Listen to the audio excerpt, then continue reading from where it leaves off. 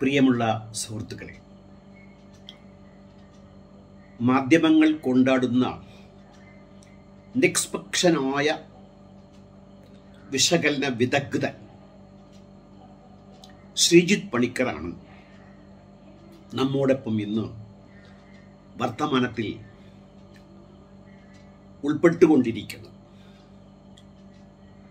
അദ്ദേഹം ഈ കോവിഡ് വേളയിൽ ഒരു രോഗിയെ രക്ഷിക്കാനായിട്ട് ബൈക്കിൽ നടുക്ക് രോഗിയെ ഇരുത്തി 2 പേർ അടുത്തുള്ള ആശുപത്രിയിൽ കൊണ്ടുപോയതിനെ കളിയാക്കിക്കൊണ്ട് ആംബുലൻസിലാകുമ്പോൾ ബലാത്സംഗം നടക്കും, ബൈക്കിലാകുമ്പോൾ അത് നടക്കില്ലല്ലോ എന്ന് സ്വതസിദ്ധമായ ശൈലിയിൽ പരിഹാസമാണ് മറ്റുള്ളവരോട് അദ്ദേഹം എടുക്കുന്ന നിലപാട്. ഇവിടെ ജീവൽ പ്രശ്നമാണെങ്കിൽ പോലും അതിൽ അദ്ദേഹത്തിന് പരിഹാസം കാണാതിരിക്കാൻ പറ്റുന്നില്ല. പിന്നെ അദ്ദേഹം ഒരു സംഖ്യ എന്നാണ് ഞാൻ വിലയിരുത്തുന്നത്. അതിൻ്റെ കാരണങ്ങൾ ഞാൻ വഴിയേ പറയാം. അതുകൊണ്ട് തന്നെ ഉത്തരേന്ത്യയിലൊക്കെ എന്നും ഇങ്ങനെ ബലാത്സംഗം നടക്കുമ്പോൾ കേരളത്തിലും അത് നടന്നു കാണാൻ അദ്ദേഹം ആഗ്രഹിക്കുന്നുവോ എന്ന് തെറ്റിദ്ധരിച്ചാൽ അങ്ങനെയല്ല. കേരളം അതൊരു വാർത്തയാകും. വാർത്ത അല്ലാണ്ടിരിക്കുന്ന സ്ഥലത്തെ മിണ്ടാണ്ടിരിക്കുകയും ഇത്തരം വാർത്തകൾ വരുമ്പോൾ മാധ്യമത്തിൽ വന്നിരുന്നു വലിയ വായിൽ വർത്തമാനം പറയുന്ന ഇങ്ങേര് നിഷ്പക്ഷനാണോ എന്നതാണ് ഇവിടുത്തെ പ്രധാന ചർച്ചാ വിഷയം. അദ്ദേഹത്തിൻ്റെ ഫേസ്ബുക്കിൽ ഒരു വർത്തമാന മധ്യ അദ്ദേഹം പറയുന്നുണ്ട്, നിലപാട് ഇല്ലാതിരിക്കുക എന്നതും ഒരു നിലപാടാണ്. അപ്പം നിഷ്പക്ഷം എന്ന് പറഞ്ഞാൽ അങ്ങനെ ഒരു പക്ഷമില്ല എന്ന് പണിക്കർ. ഈ പണിക്കർ എന്ന് പറയുമ്പോൾ ചുരുക്കപ്പേരിൽ ഞാൻ പറയുന്നേ ഉള്ളൂ. പണിക്കരന്മാരെ ആക്ഷേപിച്ചുകൊണ്ടുള്ള ആ ഒരു വർത്തമാനം ഞാനില്ലേ ഇല്ല. അതുപോലെ പന്തളത്ത് എനിക്കറിയാവുന്നൊരു സുഹൃത്ത്, അത് ഫേസ്ബുക്കിൽ കൂടി കാണുന്ന ആളാണ്, ശ്രീജിത്ത് പന്തളം. മുട്ടുംകാല് തല്ലി ഒടിക്കും, മുട്ടുംകാല് തല്ലി ഒടിക്കും. അത് ഈ സംഖ്യകളുടെ 2 എക്സ്ട്രീം അവസ്ഥയാണ്. പന്തളത്ത് തന്നെ ഉള്ള 2 സംഖ്യകളുടെ എക്സ്ട്രീം അവസ്ഥയാണ്. ഒന്ന് മുട്ടുംകാല് തല്ലി ഒടിക്കും, മറ്റൊന്ന് ആശയപരമായി നിന്റെ മുട്ടുംകാല് ഞാൻ തല്ലി ഒടിക്കും. അത് ആശയപരവും മറ്റത് ശാരീരികപരവും എന്നുള്ള വ്യത്യാസമേ ഉള്ളൂ. 2ൻ്റെയും മനസ്സിലിരിപ്പും ഉദ്ദേശ ലക്ഷ്യവും ഒന്ന് എന്ന് പറയാൻ പഴൂർ പഠിക്കൽ വരെയൊന്നും പോകേണ്ട ആവശ്യമില്ല. സക്കീർ നായിക്, അദ്ദേഹവുമായി ഇസ്ലാം അപ്പോളജിസ്റ്റാണ്. അദ്ദേഹവുമായി ജയിക്കാൻ ഇസ്ലാമിക വിഷയത്തിൽ വളരെ പ്രയാസമാണ്. തൻ്റെ മുമ്പിലിരിക്കുന്ന കാണികളെ തൃപ്തിപ്പെടുത്തത്തക്ക രീതിയിൽ വാചോടപ വിദ്യ കൊണ്ട് അമ്മാനമാടി മാജിക് വലിയ ബിരുദനാണ്. ഒരു ഡിബേറ്റർ എന്ന നിലയ്ക്ക് 100ന് 100 മാർക്ക് വാക്കുന്ന ഒരു ബിരുദൻ തന്നെയാണ് അദ്ദേഹം. സാമൂഹ്യ ദ്രോഹം അത് വേറെ കാര്യം. അതുപോലെയാണ് കെൻ ഹാം, ലോകപ്രശസ്തനായ ഒരു ഡിബേറ്ററാണ്. Richard Dawkins, Bill Nye, Sam Harris, അങ്ങനെ തുടങ്ങി പ്രഗത്ഭരായ യുക്തിവാദികളൊക്കെ മലർത്തിയടിച്ച് ക്രിസ്ത്യാനികളുടെ ഇടയിൽ അജയ്യമായി മുന്നോട്ട് പോകുന്ന. അപ്പൊ കേരളത്തിലെ ഒന്നുകിൽ സക്കീർ നായക് അല്ലെങ്കിൽ കെൻ ഹാമാണ് നമ്മുടെ ഈ രഞ്ജിത്ത് പണിക്കർ എന്ന് പറയുന്ന ശ്രീജിത്ത് പണിക്കർ എന്ന് പറയുന്ന വിദ്വാൻ. ഈ മാധ്യമത്തിന് ഞാൻ എലക്ഷൻ 2-ാം തീയതി ആണല്ലോ എണ്ണിയത്. 1-ാം തീയതി വിനുവിൻ്റെ ഒരു ന്യൂസ് അവർ കേട്ടു. അതിൽ ഈ ശ്രീജിത്ത് പണിക്കർ വിലയിരുത്താൻ വേണ്ടി ഇരുത്താൻ വേണ്ടി ഇരിക്കുന്ന ആളാണ് അദ്ദേഹം. അപ്പോൾ അതിനകത്ത് ഞാൻ കണ്ട ഒരു പ്രത്യേകത, വിനു ഇദ്ദേഹത്തെ താങ്ങുന്ന താങ്ങൽ, ഭൂഗോളത്തെ താങ്ങാൻ ഇത്രയും വേണ്ട, അത്രത്തോളം താങ്ങുകയാണ് ശ്രീജിത്ത് പണിക്കരെ. വല്ലാണ്ട് ഈ കെൻഹാമിനെ പോലെ സക്കീർ നായിക്കിനെ പോലെ വിശ്വാസികൾ കൊണ്ടാടുന്ന തങ്ങളുടെ പ്രതിപുരുഷന്മാരെ പോലെ നായകന്മാരെ പോലെ മാധ്യമങ്ങൾക്ക് വേണ്ടത് സെഫോളജി എന്ന് പറയുന്നത് വികസിച്ചുകൊണ്ടിരിക്കുന്ന ഒരു ശാസ്ത്രശാഖയാണ്.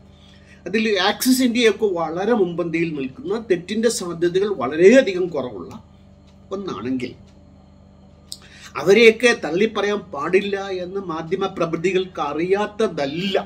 1 മണിക്കൂർ ഉദ്വേഗത്തിൽ നിർത്തി തൻ്റെ വ്യൂവർഷിപ്പ് കൂട്ടുക എന്നത് ഉദ്ദേശമാണെങ്കിൽ, അതുപോലെ ലൈം ലൈറ്റിൽ നിൽക്കാൻ വേണ്ടിയും പ്രശസ്തിക്ക് വേണ്ടിയും സാമൂഹ്യ ദ്രോഹപരമായ നിലപാടെടുക്കുന്ന ഒരു നിഷ്പക്ഷനാണ്. ചുരുക്കി പറഞ്ഞാൽ ഇദ്ദേഹം ഒരു ജനിതക ജീനാണ്. എവോൾവ് ചെയ്തു വരുന്ന ഇത്തരം സന്തതികൾ, ജീനുകൾ ഉണ്ടായാൽ ഈ സമൂഹത്തിൻ്റെ മുന്നോട്ടുള്ള പോക്ക് വളരെ വളരെ നന്നായിരിക്കുമെന്നുണ്ട്. ഈ BJP നേതാക്കളെയൊക്കെ ഉയർത്തിക്കൊണ്ടുവന്നത് മാധ്യമങ്ങളാണ്. പ്രത്യേകിച്ച് ഏഷ്യാനെറ്റ് അത് മുൻപന്തിയിലുണ്ട്. പത്മകുമാർ, ഒട്ടകം, ശോഭാ സുരേന്ദ്രൻ, ഷാനി, ഇതൊരു ചെറിയ കളിയല്ല.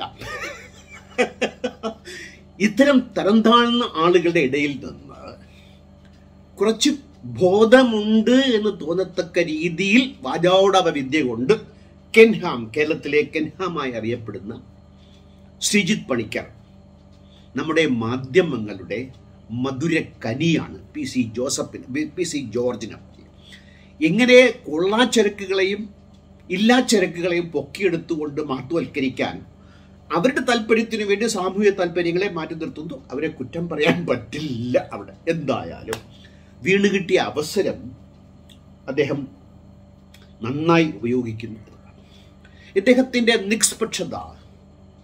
നിഷ്പക്ഷനാകാം. എങ്ങനെ? അങ്ങനെ ഒരു കപടമുഖം അണിയാം. പക്ഷെ അങ്ങനെ കപടമുഖം അണിയുമ്പോൾ അതല്ല എന്ന് സംശയിക്കുന്നവരുടെ മുമ്പിൽ അത് തെളിയിക്കാൻ ഇയാൾക്കാകുമോ? ഒരിക്കലും ആകില്ല എന്നുള്ളതാണ്. തൻ്റെ ചാണക സുഹൃത്തുക്കളെ തൃപ്തിപ്പെടുത്താൻ അദ്ദേഹത്തിനാവും. അല്ലെങ്കിൽ അങ്ങുമിങ്ങുമില്ലാതെ നിൽക്കുന്ന കാണികളെ പിടിച്ചിരുത്താനായിട്ട് അദ്ദേഹത്തിന് ലക്ഷോപലക്ഷം ലൈക്കുകളൊക്കെയാണ്. പോസ്റ്റിനേക്കാളും കൂടുതൽ ലൈക്ക് കിട്ടുമെന്ന് അദ്ദേഹം വളരെ അഭിമാനപൂർവ്വം പറയുന്നുണ്ട്. കിട്ടും. കാര്യം 11.8% BJPക്കാരുള്ള കേരളത്തിൽ BJPയുടെ വാക്കി തോന്നുന്നത് കോതയ്ക്ക് പാട്ടെന്നല്ലാതെ വിഷയത്തിനകത്തു നിന്ന് പഠിച്ചു പറയുന്നു എന്ന് തോന്നത്തക്ക രീതിയിൽ വാചൂടപ വിദ്യ കാണിക്കാനുള്ള മാന്ത്രിക ചെപ്പുള്ള ശ്രീജിത്ത് പണിക്കർക്ക് ലൈക്ക് കിട്ടിയാൽ അതിശയമില്ല. പോസ്റ്റിനേക്കാളും കൂടുതൽ ലൈക്ക് അദ്ദേഹത്തിൻ്റെ മാധ്യമപ്പട അദ്ദേഹത്തിന് നൽകും. നമുക്ക് ശബരിമലയുടെ വിഷയമെടുക്കാം. ഞാൻ അദ്ദേഹത്തെക്കുറിച്ച് അറിയാൻ അദ്ദേഹത്തിൻ്റെ ഫേസ്ബുക്ക് പോസ്റ്റുകളാണ് ആധാരമാക്കിയത്.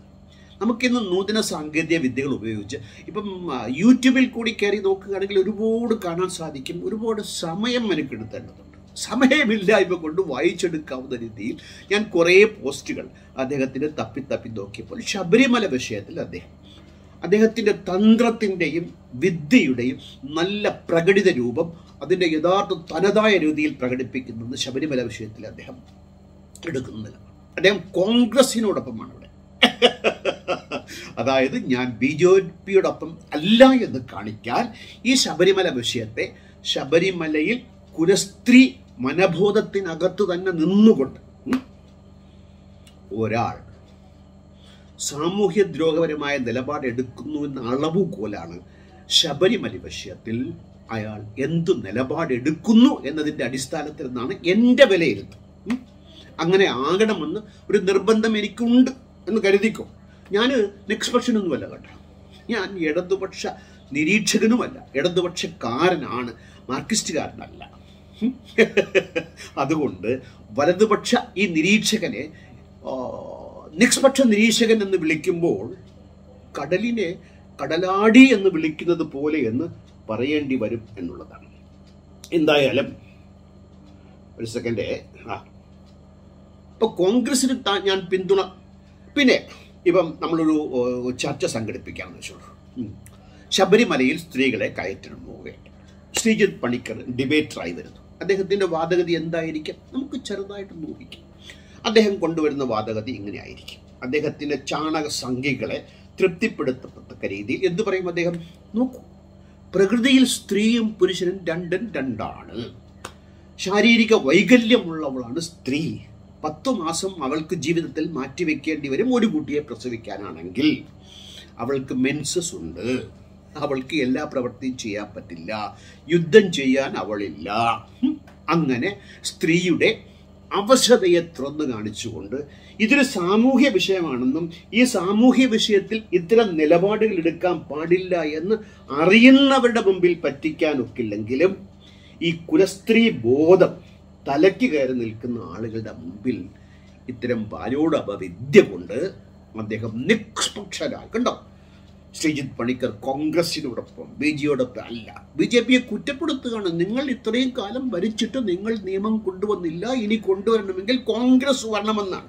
കോൺഗ്രസ് വരാൻ പാടില്ല എന്ന് അങ്ങേയറ്റം ആഗ്രഹിക്കുകയും തൻ്റെ സ്വാർത്ഥ താല്പര്യത്തിന് വേണ്ടി താൻ നിഷ്പക്ഷനെന്ന് കാണിക്കാൻ വേണ്ടി മാത്രം. പക്ഷെ നിലപാട് മാറ്റമില്ല. പിന്തിരിപ്പൻ നിലപാട് അവരെടുക്കുമ്പോൾ ആ പിന്തിരിപ്പൻ ഈ പെട്രോൾ വിലയിൽ അദ്ദേഹം മോദിയെ ഭയങ്കരമായി കുറ്റപ്പെടുത്തി കളഞ്ഞു. എന്ത് നല്ല കാര്യമെന്നറിയാമോ? അദ്ദേഹത്തിൻ്റെ കുറ്റപ്പെടുത്തലില്ലെങ്കിൽ കേരള ജനത മോദിയെ പൂവിട്ട് പൂജിച്ചേനെ. നിൽക്ക് കള്ളിയില്ല എന്ന് വരുമ്പോൾ അതിനെ ഉപയോഗിച്ചുകൊണ്ട് താൻ നിഷ്പക്ഷൻ എന്ന് കാണിക്കാൻ വേണ്ടിയിട്ട് ഒരാളുടെ തത്രപ്പാടിൻ്റെ ബഹിസ്ഫുരണമാണ് നമ്മൾ കാണുന്നത്. അയാൾക്ക് വാദിക്കാം, കണ്ടോ ഞാൻ പെട്രോൾ വില വർധനവിൻ്റെ കാര്യത്തിൽ സർക്കാരും കുത്തകകളും ഒരുമിച്ച് ചേർന്ന് കൊള്ളയടിക്കുകയാണ്. ഇതാണ് നിഷ്പക്ഷ നിലപാട്. പക്ഷേ കർഷക ബില്ലിൻ്റെ കാര്യം വരുമ്പോഴോ, കർഷക ബില്ലിൻ്റെ കാര്യത്തിൽ ഒരൊറ്റ വർത്തമാനം പറഞ്ഞാൽ മതി, ഇതെല്ലാം പൊളിഞ്ഞു വീഴും. അവരോട് ചോദിച്ചിട്ടാണോ? അത് മൈത്രേയൻ പറഞ്ഞൊരു വാക്കാണ്.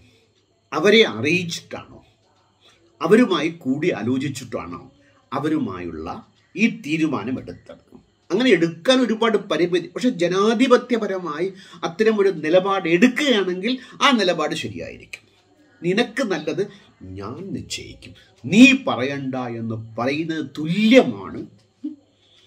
നമ്മൾ ഒരുപാട് ചർച്ച ചെയ്ത വിഷയമാണ്. അക്കാര്യത്തിൽ BJP സർക്കാർ കാലാകാലങ്ങളിൽ എടുക്കുന്ന ജനദ്രോഹപരമായ പുരോഗമന വിരുദ്ധമായ നിലപാടുകൾക്കൊപ്പം ഈ ശബരിമല വിഷയത്തിൽ പോലെ നല്ല വാദഗതികളെ എന്ന് തോന്നിക്കുന്ന മുമ്പിൽ വെച്ചുകൊണ്ട് ആളായി നിൽക്കുന്ന ഒരു കപട നാണയമാണ്, കള്ള നാണയമാണ് ഈ അദ്ദേഹത്തിൻ്റെ പോസ്റ്റിൽ നിന്ന് കുറേ കാര്യങ്ങൾ നമുക്ക് നോക്കാം. LDFന് 120 സീറ്റ് എക്സിറ്റ് പോൾ പറയുന്നു. എന്താണ് അദ്ദേഹം? അതെന്തു വേണം?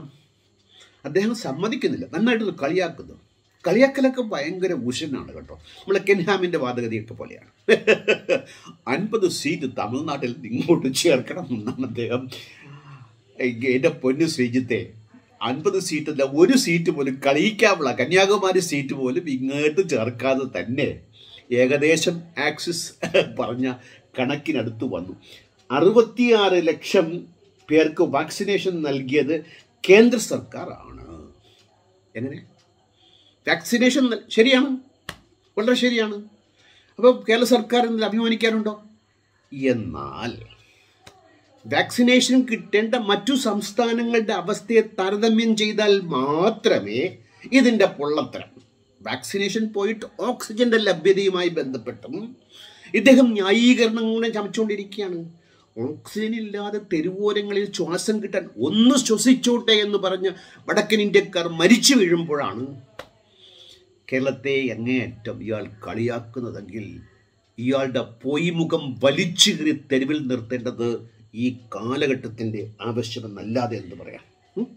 സൗജന്യമായി ഞങ്ങൾ വാക്സിൻ നൽകിയെന്ന് കേന്ദ്ര സർക്കാർ നൽകിയെന്ന് പറഞ്ഞു കഴിഞ്ഞാലേ ശ്രീലങ്കയ്ക്ക് കേന്ദ്ര സർക്കാർ നൽകി.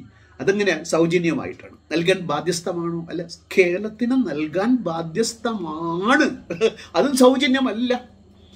എത്ര നന്നായി അദ്ദേഹം വിളച്ചൊടിച്ചു കൊണ്ടുവരും നോക്കൂ. ഇത് അർഹതപ്പെട്ടതാണ്, സൗജന്യമല്ല. അങ്ങനെ നൽകുമ്പോഴാണ് കേന്ദ്രം നൽകിയതിനെ ഞങ്ങൾ സൗജന്യമായി നൽകുന്നു. കേന്ദ്രം സൗജന്യമായി ആർക്കൊക്കെ നൽകുന്നു? 18 വയസ്സിന് മുകളിലുള്ളവർക്ക് നൽകാമെന്ന് പറഞ്ഞ് നൽകിയോ? അതിനെക്കുറിച്ചൊന്നും അദ്ദേഹം മിണ്ടതേയില്ല. കൺട്രോവേഴ്സിയലായ വിഷയം ഇദ്ദേഹം അങ്ങ് സമർത്ഥമായി അങ്ങ് മെഴുകും. നല്ല പാല് ചേർത്ത് അതങ്ങ് മെഴുകും. വില നേരത്തെ നിശ്ചയിക്കപ്പെട്ടതാണ്. വാക്സിൻ്റെ എത്ര വേണം എന്ന ഓർഡർ മാത്രമേ നൽകേണ്ടതുള്ളൂ. അതാണ് 4 ദിവസത്തെ ചർച്ചയൊക്കെ എന്തിനാണാവോ? ഓക്സിജനുമായി ബന്ധപ്പെട്ട് പിണറായിയോട് ചോദിക്കുന്ന ചോദ്യമാണ്. സൂപ്പർ മാർക്കറ്റിൽ പോയി ടൈഗർ ബിസ്ക്കറ്റ് വാങ്ങിക്കുന്നത് പോലെ എന്നാണ് ഇദ്ദേഹത്തിൻ്റെ വർത്തമാനം കേട്ടാൽ. ബ്രിട്ടാനിയ ടൈഗർ ബിസ്ക്കറ്റ് ഇഷ്ടം പോലെ ഉൽപ്പാദിച്ച് സൂപ്പർ മാർക്കറ്റിൽ ഇഷ്ടം പോലെ വലിയ ഫാമിലി പാക്കൊക്കെ ഉണ്ട്. അത് വാങ്ങിക്കുന്നത് പോലെയാണ് വാക്സിൻ എന്നാണ് ഇദ്ദേഹം ധരിച്ചു വെച്ചിരിക്കുന്നു എന്ന് പറയാൻ പാടില്ല. ശരിക്കും ധാരണയുള്ള ആള് തന്നെ, വിദ്വാൻ തന്നെയാണ്. പക്ഷെ വിദ്വാന്റെ ഉദ്ദേശം വേറെ തന്നെ ഉള്ളൂ എന്നുള്ളതാണ്. തോമസ് ഐസക്കിന് ശേഷം, ഇതൊക്കെ ഫേസ്ബുക്ക് പോസ്റ്റാണ്, അടുത്ത മികച്ച സാമ്പത്തിക ശാസ്ത്രജ്ഞൻ ജനങ്ങളുടെ നികുതിപ്പണം ഉപയോഗിച്ച് ബസ്സുകൾ വാങ്ങി ഓടിക്കുന്ന KSRTC നാളെ മുതൽ യാത്രാ സൗജന്യമാക്കണം രാംകുമാരെ, അല്ലെങ്കിൽ ജനങ്ങളെ പിണറായി സർക്കാർ കൊള്ളയടിക്കണമെന്ന് ആരെങ്കിലും പറഞ്ഞാലോ. അതായത് വാക്സിനേഷൻ സൗജന്യമായി നൽകണ്ട എന്നാണ് അദ്ദേഹം പറഞ്ഞു വരുന്നതിൻ്റെ പൊരുൾ. അതിന് ഉദാഹരിക്കുന്നത് നോക്കൂ. സംഘികൾക്ക് മനപ്പായസമല്ല, യഥാർത്ഥ കടല പായസം കിട്ടിയ അർമാദിത്വമായിരിക്കും ഇതിലൂടെ അദ്ദേഹം നൽകുന്നത്.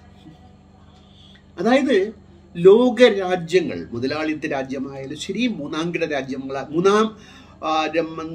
രാജ്യങ്ങളായാലും ശരി, അവരൊക്കെ സൗജന്യമായി വാക്സിൻ നൽകുമ്പോൾ വളർന്നുകൊണ്ടിരിക്കുന്ന ഒരു രാജ്യം നിലയ്ക്ക് 80% വരുന്ന ദാരിദ്ര്യരേഖയ്ക്ക് താഴെയുള്ള ആളുകളുള്ള ഇന്ത്യയിൽ ഇത് സൗജന്യമായി നൽകണമെന്ന് പറയുന്നത് KSRTCയിൽ ടിക്കറ്റ് എടുക്കണ്ട എന്ന് പറയുന്നത് പോലെയാണ്.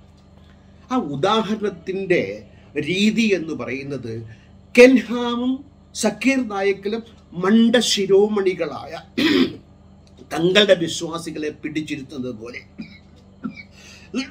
ഇദ്ദേഹത്തിൻ്റെ ആരാധകരെ പിടിച്ചിരുത്താൻ അദ്ദേഹം ഉപയോഗിക്കുന്ന വാചോടപ വിദ്യകത്ത് എത്രമാത്രം വാസ്തവം മുങ്ങിപ്പോകുന്നു എന്നത് രണ്ടും രണ്ട് വിഷയമാണ്. KSRTC ഇനി സൗജന്യമായി നൽകുന്ന സംസ്ഥാനവും ഉണ്ട്. കെജ്രിവാൾ വനിതകൾക്ക് സൗജന്യമായി നൽകുന്നു. അതൊക്കെ ഇദ്ദേഹം കാണില്ല, കണ്ടൊന്നും നടിക്കില്ല എന്നുള്ളത്. ഇത്തരം വർത്തമാനങ്ങൾ പറഞ്ഞ് ഏതു നാടിനെ നന്നാക്കാനാണ് ഈ നിഷ്പക്ഷൻ പന്തളത്ത് നിന്ന് KSRTC ബസ്സിൽ ടിക്കറ്റ് എടുത്ത് ഇങ്ങോട്ട് വരുന്നത് എന്ന് മനസ്സിലാകുന്നില്ല. ഇദ്ദേഹത്തിൻ്റെ സംഭാഷണങ്ങളുടെ തുടക്കമൊക്കെ ജനം TV-യിലാണ് ഇദ്ദേഹം സ്ഥിരമായി ചെന്നിരുന്ന വർത്തമാനം പറയുക. അപ്പം ഇനി ബാക്കിയൊന്നും പറയേണ്ട കാര്യമില്ലല്ലോ. എന്നാൽ ജനം TV മോശമോ? മീഡിയ വൺ മോശമല്ലെങ്കിൽ ജനം TV മോശമല്ല, അങ്ങനെ ഞാൻ പറയും.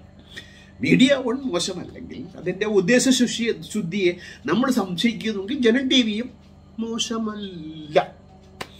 അവിടെ ഇരുന്നാണ് ഇദ്ദേഹത്തിൻ്റെ വിലയിരുത്തൽ. പിന്നെ നമ്മുടെ മറുനാടൻ മലയാളിയുമായി ചേർന്നിരുന്ന് അദ്ദേഹത്തിൻ്റെ നിലപാടുതറയെക്കുറിച്ചുള്ള വാചോടപ വിദ്യയൊക്കെ കേട്ട് കഴിഞ്ഞാൽ അന്ത്യപ്രവാചകൻ മുഹമ്മദ് നബിക്ക് ശേഷം കേരളീയരെ രക്ഷപ്പെടുത്താൻ വേണ്ടി ഒരു അന്ത്യപ്രവാചകനാണ് ശ്രീജിത്ത് പണിക്കരെന്ന് തെറ്റിദ്ധരിച്ചാൽ അവരെ കുറ്റം പറയാൻ പാടില്ല. രാത്രി 8 മണിക്ക് ഏഷ്യാനെറ്റ് ന്യൂസ് സംവാദത്തിൽ തത്സമയം ഒരു അനുഭവം പറയുകയാണ്. വൈദ്യുതിയെക്കുറിച്ചുള്ള ചർച്ചയിൽ പങ്കെടുക്കാൻ വീട്ടിലെ വൈദ്യുതിയുടെ കാര്യത്തിൽ ഉറപ്പില്ലെങ്കിൽ എന്തു ചെയ്യും? വൈദ്യുതിയുടെ കാര്യത്തിൽ ചർച്ചയ്ക്ക് പോകുമ്പോഴത്തേക്ക് വീട്ടിൻ്റെ വൈദ്യുതിയെക്കുറിച്ച് ഉറപ്പില്ല പോലും ഇദ്ദേഹത്തിന്. കാറ്റടിച്ചാൽ പോസ്റ്റ് വീഴും, വൈദ്യുതി മുടങ്ങും. അതിനാൽ 2 ചർച്ചകൾ ഉപേക്ഷിക്കേണ്ടി വന്നു. എന്താണ് ഇത് പറയുന്നത്? ഏഷ്യാനെറ്റ് നാട്ടിൽ സ്റ്റുഡിയോ ഉള്ളത് രക്ഷ. അതായത് നാട്ടിൽ ഏഷ്യാനെറ്റിൻ്റെ സ്റ്റുഡിയോയിൽ അവിടെ ജനറേറ്റർ ഉള്ളത് കൊണ്ട് പന്തളത്തെ എല്ലാ പോസ്റ്റുകളും കാറ്റടിച്ചാൽ വീഴുന്നതാണ്. പന്തളത്ത് എനിക്ക് ഒരുപാട് സുഹൃത്തുക്കളുണ്ട്. അങ്ങനെയൊന്നും കാറ്റിൽ പറഞ്ഞു വീഴുന്ന പോസ്റ്റുകൾ പന്തളത്തുണ്ടോ? ഇനി ശ്രീജിത്തിൻ്റെയും നമ്മുടെ പന്തളം മറ്റേ വിദ്വാൻ മുട്ടുംകാല് തല്ലിയൊടിക്കും വിദ്വാന്റെ വീട്ടിനടുത്തുള്ള പോസ്റ്റുകൾ LDF സർക്കാർ ഒടിഞ്ഞു വീഴാൻ പാകത്തിൽ നിർത്തിയോ എന്ന് സംശയിച്ചാൽ എൻ്റെ കുറ്റം പറയരുത്. ഞാൻ LDF-ഉം UDF-ഉം തമ്മിലുള്ള വ്യത്യാസത്തെ അളക്കുന്ന അളവുകോലിൽ ഒന്നാണ് വൈദ്യുതി. UDF എപ്പോൾ അധികാരത്തിൽ വന്നാലും പവർ കട്ട് അനുഭവിക്കേണ്ട ഒരു ദുരവസ്ഥ അനുഭവിച്ച ആളെന്ന നിലയ്ക്ക് 78-ൽ വോട്ട് ചെയ്യാൻ തുടങ്ങുകയും അതിനുശേഷം മാറി മാറി വരുന്ന ഈ സർക്കാരുകളുടെ നിലപാടുകളെ, അവരുടെ പെർഫോമൻസിനെ വിലയിരുത്തുന്ന ഒരാളെന്ന നിലയ്ക്ക് എൻ്റെ വിലയിരുത്തൽ ശരിയായിക്കൊള്ളണമെന്നില്ല കേട്ടോ. പക്ഷേ എൻ്റെ വിലയിരുത്തൽ അങ്ങനെയാണ്. കേരള ജനതയും അങ്ങനെ വിലയിരുത്തും. പിണറായി ആദ്യത്തെ നല്ല വൈദ്യുത മന്ത്രി എന്നാണ് പറയപ്പെടുന്നത്. പോട്ടെ, എങ്കിലും ഈ ഒടിഞ്ഞു വീഴുന്ന പോസ്റ്റ്, ഒടിഞ്ഞു വീഴുന്ന ഇയാളുടെ സദാചാര ബോധത്തിൻ്റെ, രാഷ്ട്രീയ വിരുദ്ധതയുടെ, സത്യത്തിൻ്റെയും നീതിക്കുമെതിരെയുള്ള മനോഭാവത്തിൻ്റെ പോസ്റ്റാണ് ഇവിടെ അദ്ദേഹം പറഞ്ഞു വീണ് ഒടിയിക്കുന്നത്. ഏഷ്യാനെറ്റിൻ്റെ സ്റ്റുഡിയോ പന്തളത്തുള്ളത് ഉണ്ടോ എനിക്കറിയില്ല. എല്ലാ വിഷയത്തിലും ആരോപണ വിധേയനായ, മിക്ക വിഷയങ്ങളിലും സർക്കാർ തീരുമാനം തിരുത്താൻ നിർബന്ധിതനായ, ആഴക്കടൽ ധാരണാപത്രം ഉൾപ്പെടെയുള്ള വിഷയങ്ങൾ തെറ്റായ പ്രസ്താവനകൾ നടത്തിയ മുഖ്യമന്ത്രി പ്രജീവിന് ഏതാണ്ട് 40% പിന്തുണ ഉറപ്പുള്ള പ്രബുദ്ധത. അതായത് 99 സീറ്റ് നേടി ഈ രാജ്യത്തെ ജനങ്ങൾ പിണറായിയെ മുഖ്യമന്ത്രി ആക്കിയപ്പോൾ അദ്ദേഹത്തിന് ഉറപ്പില്ലാത്തതാണ് ഈ രാജ്യത്തെ പ്രബുദ്ധത. പറയുന്നതോ, ചോദിച്ചാൽ പറയും ഉറപ്പാണ് പ്രബുദ്ധത. അതിനുള്ള സർക്കാസം നിങ്ങൾ കണ്ടെന്നെ എക്സ്പ്രഷൻ അല്ലാണ്ടാക്കല്ലേ. ഞാൻ നിഷ്പക്ഷനാണ്. പ്രബുദ്ധത എന്നല്ലേ പറഞ്ഞത്, പ്രബുദ്ധത ഇല്ലായ്മെന്ന് പറഞ്ഞു. ഉറപ്പാണ് പ്രബുദ്ധത. അങ്ങനെയാണെങ്കിൽ ഈ പാൻഡമിക് വേളയിൽ തെരുവോരങ്ങളിൽ വരെ ശവം കത്തിക്കുന്ന ഗതികേടിലേക്ക് ഇന്ത്യയെ നയിച്ചുകൊണ്ട് മോണിറ്റൈസേഷൻ ഉൾപ്പെടെയുള്ള, കർഷക ബിൽ ഉൾപ്പെടെ, CAA ഉൾപ്പെടെയുള്ള ജനവിരുദ്ധ നയങ്ങൾ എടുത്ത മോദിയെ പ്രധാനമന്ത്രിയാക്കിയ ജനത ഇദ്ദേഹത്തിൻ്റെ അക്കൗണ്ടിൽ പ്രബുദ്ധരായിരിക്കും. ആ പ്രബുദ്ധത കേരളത്തിലെ ജനങ്ങൾക്കില്ലാത്തതാണ് കേരളത്തിൽ ജീവിക്കുന്നതിൽ ഞാൻ സന്തോഷിക്കാനുള്ള കാരണങ്ങൾ. മറ്റൊരു മികച്ച വകുപ്പായിരുന്നു, ഓരോ വകുപ്പിനെയും കുറിച്ച് അദ്ദേഹം വിലയിരുത്തുകയാണ്. വിദ്യാഭ്യാസം. അതായത് വിദ്യാഭ്യാസം ഏറ്റവും മോശമാണെന്നും അവിടെ കണക്ക് പരീക്ഷയുടെ ഉത്തരക്കടലാസ് മാറിപ്പോയെന്നും ഒക്കെ അദ്ദേഹം ഒരുപാട് പോരായ്മകളെ എടുത്തുകൊണ്ട്, ഉത്തരേന്ത്യയിൽ പരീക്ഷ നടത്തിയുമായുണ്ട ക്രമക്കേടുകൾ പല സർക്കാരുകളെയും വീഴ്ത്തിയിട്ടുണ്ട്. ഉത്തരേന്ത്യയിൽ നടക്കുന്ന പരീക്ഷകളെക്കുറിച്ചും വിദ്യാഭ്യാസത്തെക്കുറിച്ചും വിദ്യാഭ്യാസം തന്നെ ഇല്ല. ഉള്ളതോ സാക്ഷരതയിൽ മുൻപന്തിയിൽ നിൽക്കുന്ന തങ്ങളെ കുട്ടികളെ വിദ്യാഭ്യാസം നൽകണമെന്ന് കരുതുന്ന മാതാപിതാക്കളുള്ള ഇന്ന് അസ്ഥാനത്ത് കേരള സർക്കാരിൻ്റെ സർക്കാർ സ്ഥാപനങ്ങളായ വിദ്യാലയങ്ങൾ മികച്ച രീതിയിൽ പ്രകടനം കാഴ്ചവെക്കുമ്പോഴാണ് ഇദ്ദേഹം മഞ്ഞക്കണ്ണോടുകൂടി ഈ ഉയർന്നു വന്ന നേരിയ വെള്ളി വെളിച്ചത്തിനെ തച്ചുടച്ചുകൊണ്ട് തമസിൻ്റെ ശക്തിയായി ഈ കേരളത്തെ പിന്നോട്ടടിക്കാൻ ശ്രമിക്കുമ്പോൾ എവിടുത്തെ നിഷ്പക്ഷനാണ് ഇയാളെ നിഷ്പക്ഷൻ എന്ന് കഴിക്കുന്ന മാധ്യമത്തെ നിഷ്പക്ഷമെന്ന് നമുക്ക് വിലയിരുത്താൻ പറ്റും. നിഷ്പക്ഷമെന്ന വാക്കിന് എന്താണ് അർത്ഥം അറിയില്ല എൻ്റെ മാധ്യമ സുഹൃത്തുക്കളെ. അത്രയ്ക്ക് ഉറപ്പാണെങ്കിൽ പിന്നെ ഇവരെന്തിനാ നാഴികയ്ക്ക് 40 വട്ട് ഉറപ്പാണ് എന്ന് ബഹളം വയ്ക്കുന്നു? കേട്ടാൽ സഹിക്കുന്നില്ല, ആയപ്പോഴും സഹിക്കുന്നില്ല. അതാണ് നമ്മൾ നേരത്തെ വായിച്ച പോസ്റ്റിൽ കാണുന്നത്. പക്ഷേ പഠിക്കരെ, രക്ഷയില്ല കേട്ടോ. ഇത് കേരളമാണ്. നിങ്ങളുടെ ഈ വാചോടമ വിദ്യ ഇവിടെ വേവില്ല എന്നതുകൊണ്ട് ഞങ്ങളുടെ പ്രബുദ്ധതയെ നിങ്ങൾ തൽക്കാലം അടക്കണ്ട. ഇദ്ദേഹം ഒരു സർവേ ഫലം സർക്കാസമായിട്ട് പറയുന്നുണ്ട്. എങ്ങനെ? എല്ലാ സർവേ ഫലങ്ങളെയും കളിയാക്കാൻ വേണ്ടി എൻ്റെ അഭിപ്രായ സർവേ ഫലം ആകെ സീറ്റ് 140, അതിൽ LDF 120, ബാക്കി 40 ഉള്ളേ. അതിൽ UDFന് 60, BJPക്ക് 5. അധികമായി വേണ്ടിവരുന്ന 45 സീറ്റുകൾ തമിഴ്നാട്ടിൽ നിന്നും എടുക്കാൻ ധാരണയായി. എക്സിറ്റ് പോളിനെ കളിയാക്കാൻ സെഫോളജി എന്ന് പറഞ്ഞ് ഞാനിപ്പോൾ ഒരു പുസ്തകം വായിച്ചുകൊണ്ടിരിക്കുകയാണ്, പ്രദീപ് ഗുപ്തയുടെ how India votes what it means. അതിൽ ആ ശാസ്ത്രീയ പഠന രീതിയുടെ മെത്തേഡ് ഓഫ് സെഫോളജി വളരെ നന്നായി അദ്ദേഹം വിശദീകരിക്കുന്നത്. സെഫോളജിയൊക്കെ വളരെ വികസിക്കുന്ന ഒരു ശാസ്ത്രശാഖയാണെന്ന് അദ്ദേഹത്തിന് അറിയാമെങ്കിലും സംഘതൃപ്തിക്ക് വേണ്ടി ഇതൊക്കെ പറഞ്ഞാൽ ഇനി എതിര് പറയുന്നവരെയും ഇത്തരം തോന്യാസങ്ങൾ, ജനവിരുദ്ധമായ തോന്യാസങ്ങളും പറയുന്നവരെ മാധ്യമങ്ങൾക്ക് ആവശ്യമാണ്. അങ്ങനെ പറയുന്നവരുടെ എണ്ണം കുറവാണ് കേട്ടോ. അതുകൊണ്ട് ഈ PC ജോർജ്, ഇദ്ദേഹം, ഷാജഹാൻ തുടങ്ങിയ പ്രഭുതികളെ വിളിച്ചിരുത്തി അവർ ആ സീറ്റ് ഫില്ല് ചെയ്യുകയാണ്. അതിലൂടെ അവർ ചെയ്യുന്നത് നീചമായ സാമൂഹ്യ ദ്രോഹം എന്നുള്ളത് അവരുടെ വളർച്ചയുടെ പടവിൽ അതൊരു വിഷയമല്ല അവർക്ക്. പക്ഷെ നമ്മൾക്ക് വിഷയമെന്ന്. ഇനി ശ്രീധരൻ്റെ കാൽകൾ കഴുകൽ വിഷയവുമായി ബന്ധപ്പെട്ട് അദ്ദേഹത്തിൻ്റെ പോസ്റ്റ് നിങ്ങളൊന്ന് വായിക്കണം കേട്ടോ. എന്തുമാത്രം ന്യായീകരണങ്ങളാണ്. ഇനി നിങ്ങൾക്ക് കാല് കഴുകണോ, ശ്രീജിത്ത് പണിക്കരെ വിളിക്കുക, വളരെ നന്നായി നിങ്ങളുടെ കാല് കഴുകി അദ്ദേഹം തരും, ചെരുപ്പുണ്ടെങ്കിലും ഇല്ലെങ്കിൽ. ഇനി പന്തളത്ത് ചെളി കൂടുതലാണോ എനിക്ക്, ചെളി കൊണ്ടാണോ അത് ചാണകം കൊണ്ടാണോ എന്ന് എനിക്കറിയില്ല. കാൽ കഴുകൽ മഹിമയുള്ള പ്രവൃത്തിയാണെന്നും അതിൽ ഒരു തെറ്റും കാണേണ്ടതില്ലെന്നും പാതിരിമാരൊക്കെ പെസഹ ദിനത്തിൽ കാല് കഴുകുന്നത് ശുഭമായി കാണണമെന്നും പലരും പലരുടെയും കാല് കഴുകിയിട്ടുണ്ടെന്നും പലരും ബൂട്ട് നക്കിയിട്ടുണ്ടെന്നും അഭിമാനം കൊള്ളുന്ന ഇദ്ദേഹത്തിൻ്റെ നിഷ്പക്ഷതയുടെ മുമ്പിൽ നമോവാകം എന്നല്ലാതെ പുന്നപ്ര വയലാർ സ്മാരകത്തിൽ BJP-കാരൻ നുഴഞ്ഞു കയറിയതിന് ഇദ്ദേഹം വല്ലാണ്ട് ന്യായീകരിക്കുക. എന്താണ് തെറ്റ്? അദ്ദേഹത്തിന് അവിടെ അദ്ദേഹത്തിന് പൊയ്ക്കൂടെന്ന് ആരെങ്കിലും പറഞ്ഞു. പക്ഷെ അവിടെ പോകുന്നതിൻ്റെ ഉദ്ദേശം എന്താണ്? ആ ഉദ്ദേശ ലക്ഷ്യം നടത്തേണ്ട ഒരു സ്ഥലമാണോ അത്?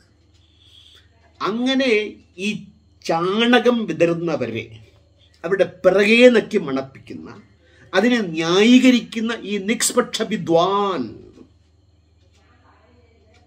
ഇയാൾ കേരള ജനതയുടെ ശാപം. ഒരു നൂറ്റാണ്ട് ഈ ജനതയെ പിന്നോട്ടാക്കി വലിക്കാൻ കച്ചകെട്ടിറങ്ങി തൻ്റെ പ്രശസ്തിക്കും പണത്തിനും സ്ഥാനമോഹങ്ങൾക്കും വേണ്ടിയിട്ടു തന്നെ നിൽക്കുന്ന ഇദ്ദേഹത്തെ നമ്മൾ തിരിച്ചറിയേണ്ട കാലം അതിക്രമിച്ചിരിക്കുന്നു എന്നുള്ളതാണ്. കർഷക സമരം, CAA, NRC തുടങ്ങി ജനവിരുദ്ധമായ നയങ്ങൾ. നേരത്തെ സ്ത്രീകളുടെ കാര്യം പറഞ്ഞതുപോലെ നോക്കൂ, സ്ത്രീകൾ ദുർബലകളാണ്, അവർ ശബരിമലയിൽ വരണ്ട. നോക്കൂ, പ്രകൃതി അവർക്ക് നൽകിയിട്ടുള്ള പോരായ്മകൾ എന്തൊക്കെയാണ് നമുക്ക് നൽകിയിട്ടുണ്ട്. അത് നമ്മൾ ശബരിമലയിൽ പോകാം, അവർ പോണ്ട. പണ്ട് വൈക്കത്തിയാൾ ജീവിച്ചിരുന്നുവെങ്കിൽ മറ്റുള്ളവർ വൈക്കത്തേക്ക് വരണ്ട എന്ന് പറഞ്ഞേനെ. എന്തായാലും അന്നത്തെ ജനത രക്ഷപ്പെട്ടു. കൊറോണയെക്കുറിച്ച് അദ്ദേഹം പറയുന്നുണ്ട്. കൊറോണയിലും ദേശീയ തലത്തിൽ 1-ാം സ്ഥാനമാണ് കേരളത്തിന്. തള്ളി മുന്നോട്ട്. ഇത് പറയുന്നത് അഖിലലോക മാധ്യമങ്ങളാണെങ്കിൽ അത് മോദിജിയെക്കുറിച്ചും ഇന്ത്യയെക്കുറിച്ചുമാണ്. പണിക്കരെ, പന്തളത്തുകാരാ, നിഷ്പക്ഷ. താൻ അതിൻ്റെ മുമ്പിൽ കേരളം എന്ന് ചേർത്തത് തൻ്റെ മനസ്സിലിരിപ്പാണ്. ആ വിഷമാണ്. ആ വിഷം ഇവിടെ വേവില്ല. തൻ്റെ നിഷ്പക്ഷതയെ ചാണകക്കുടിയിൽ കിടക്കുന്നവർക്ക് മണക്കുമെന്നല്ലാതെ ബാക്കിയുള്ളവർക്ക് അത് വാസനയല്ല എന്ന് തിരിച്ചറിയാനുള്ള കഴിവ്. അതുകൊണ്ടാണ് കഴിഞ്ഞ 2 ദിവസമായി തന്നെ ട്രോളി ആളുകൾ കൊല്ലുന്നത്. പിന്നെ നിങ്ങൾക്കൊക്കെ ട്രോള് തന്നെ ഒരു അലങ്കാരമായി തോന്നുമെങ്കിൽ നിഷ്പക്ഷത തുടരൂ, നാടിനെ നന്നാക്കൂ. നന്നാകാൻ ഞങ്ങൾ ഉണ്ടാവില്ല എന്ന് പറഞ്ഞുകൊണ്ട് മറ്റൊരു അധ്യായത്തിൽ കാണുന്നത് വരെ നന്ദി, നമസ്കാരം, ഗുഡ് ബൈ.